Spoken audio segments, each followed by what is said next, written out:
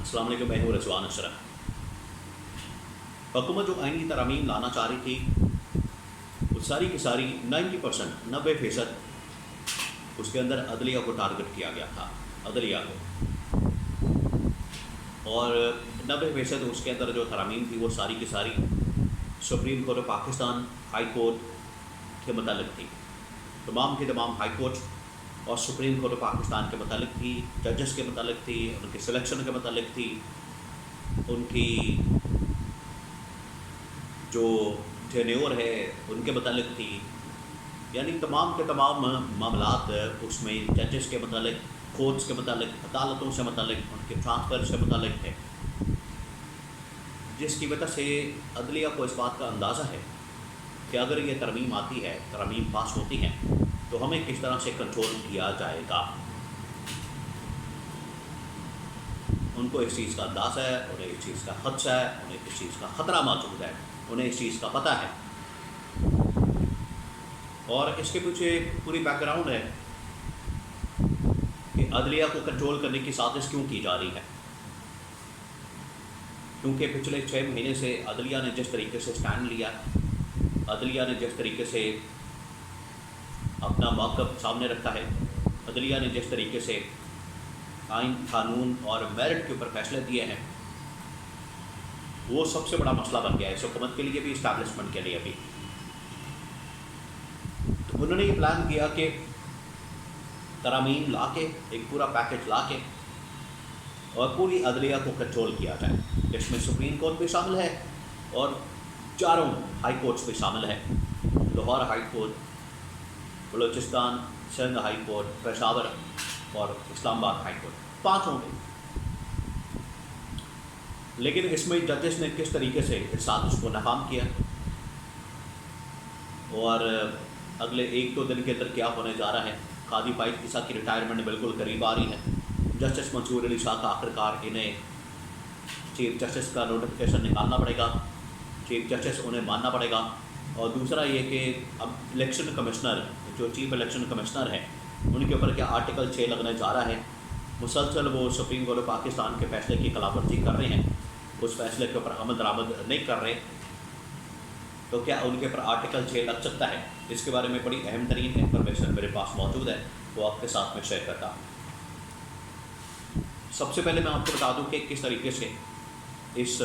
ترامیم کے ذریعے، اس ترمیم کے ذریعے، اس آئینی ترامیم کے پیکج کے ذریعے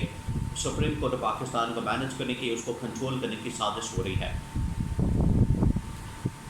اور سازش کے پیچھے حکومت کیا کوشش کر رہی ہے؟ حکومت کی کوشش یہ ہے کہ یہ جو چیف جسٹس قاضی فائز عیسیٰ ہیں، ان کو ایکسٹینشن دی جائے، ان کی توثیق کی جائے، اور پیرلل اسلام آباد کے اندر، کیپٹل کے اندر 2 عدالتیں قائم کر دی جائیں، ایک سپریم کورٹ آف پاکستان اور ایک آئینی عدالت۔ آئینی عدالت کو تمام کے تمام حکومتی ریاستی معاملات دے دیا جائے اور اس کا سربراہ بنا دیا جائے قاضی فائز عیسیٰ کو، اور سپریم کورٹ آف پاکستان کو ایک لولا لنگڑا سا ادارہ بنا دیا جائے، اور سپریم کورٹ کے ذمے مقدمات، سول، کرمنل اور اس طرح کے مقدمات ان کے سپورٹ کر دیے جائیں، اور قاضی فائز عیسیٰ کے تھرو یہ باقی مینیج کر سکیں سارے حکومتی ریاستی معاملات کو، کیسز کو، مقدمات کو۔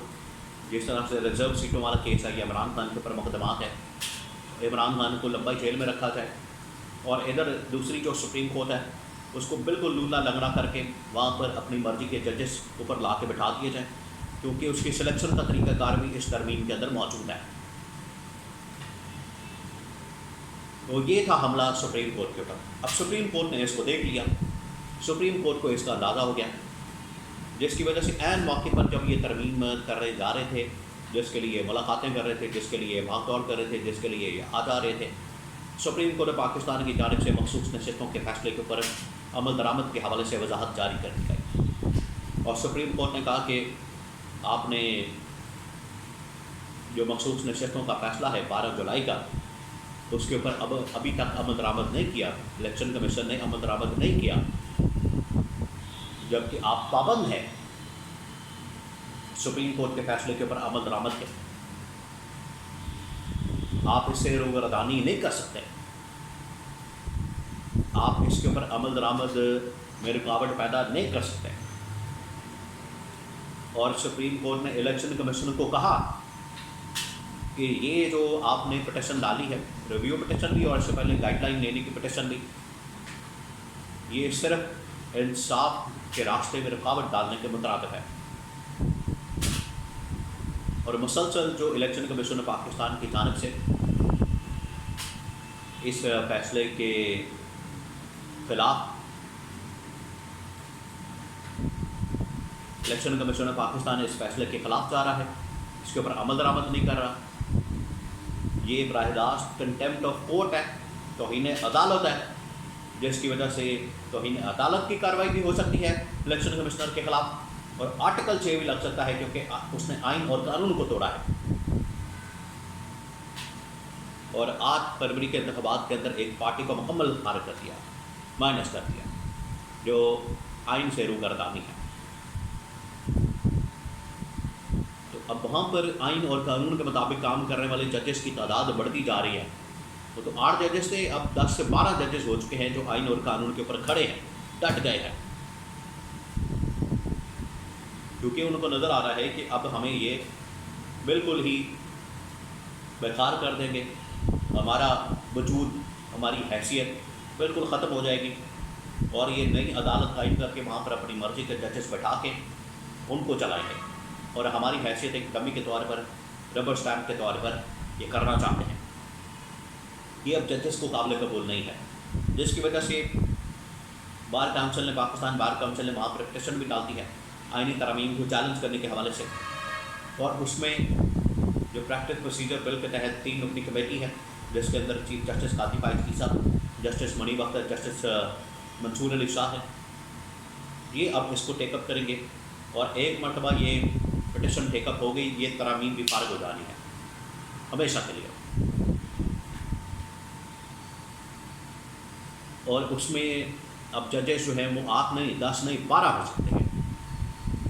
सिवाय कादी पाइज ईसा के या 1-2 और जजेस के। बाकी तमाम के तमाम जजेस को इस चीज़ का एहसास है, उनको इस चीज़ का पता चल चुका है, उनको ये रियलाइजेशन हो चुकी है कि ये पाकिस्तान की अदालत के ऊपर हमला है, सुप्रीम कोर्ट के ऊपर हमला है, अदलिया के ऊपर हमला है, उसकी आज़ादी के ऊपर हमला है, जिसको किसी सूरत भी बर्दाश्त नहीं किया जाएगा। ये है अदलिया का फैसला। अब भी अगर हुकूमत जाती है, तरामीम के लिए कोशिश करती है, और इसके अंदर ये जो ख़तरनाक और खौफनाक तरामीम है इसको नहीं निकालती, तो ये हुकूमत ना सिर्फ अदलिया के साथ टकराव देने जा रही है, ऑलरेडी ये इस्टेब्लिशमेंट के साथ दूरियां पैदा कर चुके हैं, तो इस मुल्क के अंदर बड़ी खौफनाक और ख़तरनाक किस्म की टकराव की सूरत हाल पैदा हो जाएगी, जो कि ना पाकिस्तान के मफाद में है और ना ही पाकिस्तान के 25 करोड़ अवाम के मफाद में है।